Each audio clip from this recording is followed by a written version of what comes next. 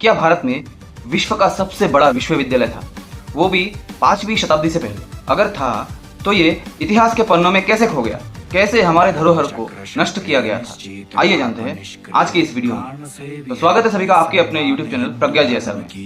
सभी को प्रणाम, जय श्री राम। सबसे प्राचीन विश्वविद्यालय जिसको पूरा विश्व ज्ञान का अद्वितीय केंद्र मानता था, जो विश्व को ज्ञान बटोरता था, जो भारत में स्थित था। पूर्वी और मध्य एशिया से 10,000 से भी ज्यादा छात्रों ने यहाँ पे एडमिशन लिया था, जहाँ पे 1600 से ज्यादा आचार्य थे और 108 प्रकार के विषयों में पढ़ाया जाता था। 90 लाख से भी ज्यादा पुस्तकों का भंडार, जिसका इतिहास 7 शताब्दियों से भी ज्यादा है। इसका नाम है नालंदा विश्वविद्यालय। अब चर्चा करते हैं विद्यालय के कुछ फैसिलिटीज के बारे में। उस समय सभी छात्रों के लिए हॉस्टल फैसिलिटी के साथ साथ एक छात्रों के लिए एक कमरे हुआ करते थे, जिस कक्ष में पढ़ाई लिखाई के साथ साथ ध्यान साधना करने का भी सुविधाएं उपलब्ध थी। हर एक डिपार्टमेंट को अलग अलग से सेट किया गया था और अलग अलग यूनिट्स के लिए अलग अलग रसोई घर भी थी। हर एक ब्लॉक में 35 छात्र हुआ करते थे और हर 35 छात्रों के लिए एक पुस्तकालय हुआ करती थी। अगर हम हर एक ब्लॉक्स के पुस्तकालय को एक साथ कर दे तो विश्व का सबसे बड़ा पुस्तकालय नालंदा विश्वविद्यालय में उपलब्ध था। इसके बाद एक प्रश्न हमारे सामने आता है कि इतना बड़ा विश्वविद्यालय आखिर चलता कैसे था? तो इस बात का उत्तर हमें कुछ इस प्रकार से मिला।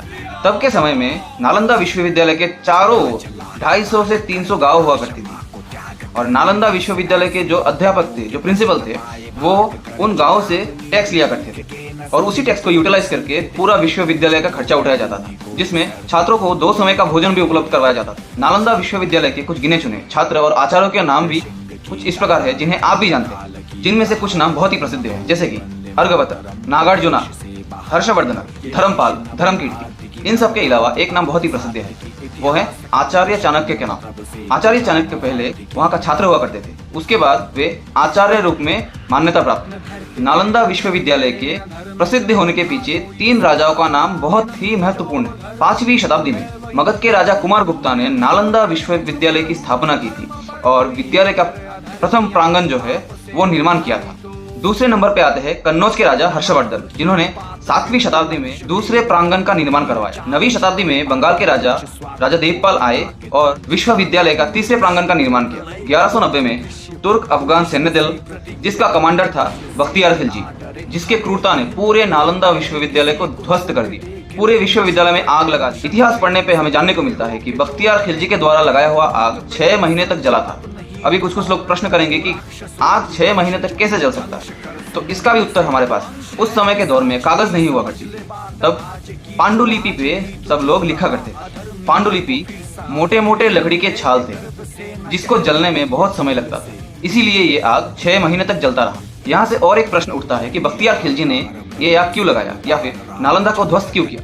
सब कुछ देखने के बाद 4 पॉइंट हमें मिलता है। पहला पॉइंट अहंकार, दूसरा ईर्ष्या, तीसरा था धार्मिक कारण और चौथे नंबर पे था कि बख्तियार खिलजी एक लुटेरा था जो अपने आदतों से मजबूर था, जिसको ज्ञान विज्ञान आविष्कार से कोई लेना देना नहीं है। एक ऐसा लुटेरा, एक ऐसा जानवर जिसको सिर्फ लूटना आता है, ध्वस्त करना आता है, वो एक महाविद्यालय या विद्यालय की महत्व को कैसे पहचानेगा या फिर कैसे जानेगा?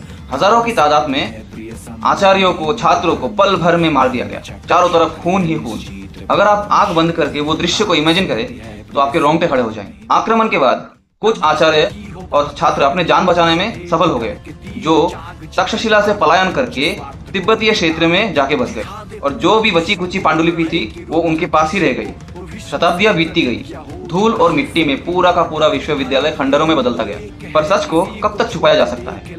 19वीं सदी में खुदाई का काम शुरू हुआ और धीरे धीरे सच सबके सामने आने लगा। पर दुर्भाग्य ऐसा है कि खुदाई फिर से रुक गई या रोक दी गई। आप कमेंट बॉक्स में बता देना। फिर आया एक नया दौर 2016 का, जिस समय खुदाई का काम फिर से शुरू किया गया और धीरे धीरे बाकी अवशेष भी सबके सामने आने लगे। जिस समय नालंदा विश्वविद्यालय की अस्तित्व की लड़ाई चल रही थी, तब प्रधानमंत्री मोदी जी ने नालंदा विश्वविद्यालय के विषय को अंतर्राष्ट्रीय स्तर पर लाके उसके अस्तित्व को फिर से जीवित कर दिया और विश्व के धरोहर के रूप में नालंदा विश्वविद्यालय को भी सम्मिलित किया गया, वो भी यूनेस्को के द्वारा। हाल ही में मोदी जी ने नालंदा का नए परिसर का उद्घाटन किया, जिसमें 2 एकेडमिक ब्लॉक्स के साथ 40 कक्ष है, यानी क्लासरूम है, 300 सीटों का एक ऑडिटोरियम हॉल है और 550 बच्चों का कैपेसिटी वाला हॉस्टल रूम। भारत के विदेश मंत्री एस जयशंकर और 17 देशों के राजदूत और प्रतिनिधि के रूप में आए हुए सभी के सामने, जहां पे नीतीश कुमार जी भी उपस्थित थे। इन सभी के उपस्थिति में ये उद्घाटन किया गया। रिवॉल्यूशन, जिसका डेफिनेशन हमें इसी से मिलता है। इस सच को कभी छुपाया नहीं जा सकता। आप विश्वविद्यालय को तोड़ सकते हैं, आग लगा सकते हैं, लेकिन आप ज्ञान को कैसे रोकेंगे? और ऐसे ही नालंदा विश्वविद्यालय के स्थापना के साथ और एक नया इतिहास रचा गया। आज के लिए बस इतना ही। तो फिर मिलते हैं हमारे अगले वीडियो में और कुछ रोमांचक तथ्यों के साथ, कुछ विषयों के साथ। तब तक के लिए धन्यवाद। जय श्री राम।